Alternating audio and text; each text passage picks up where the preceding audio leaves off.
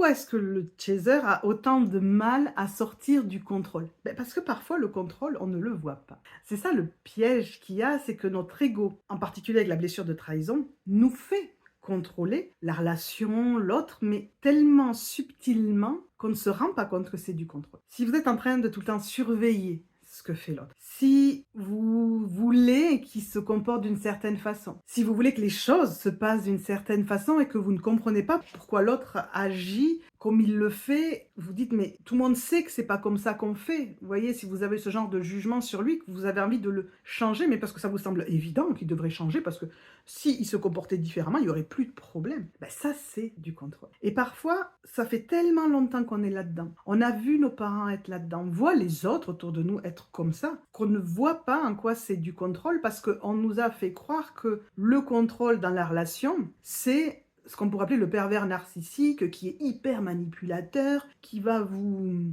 charmer d'un côté pour vous descendre de l'autre, qui vous rabaisse, qui vous critique ouvertement. On a l'impression que ça, oui, c'est du contrôle. Mais que, oh, ça va, c'est pas parce que je lui dis, si tu m'aimes, tu pourrais faire ça me ferait plaisir, que c'est du contrôle. Si, parce que vous obligez l'autre à faire quelque chose pour vous faire plaisir, pour vous montrer qu'il vous aime. Vous voyez, ces demandes de preuve d'amour, c'est du contrôle. Parce que vous ne laissez pas la liberté à l'autre de peut-être faire comme il aurait envie. Je vous laisse observer ça, vous me dites ce qu'il en est.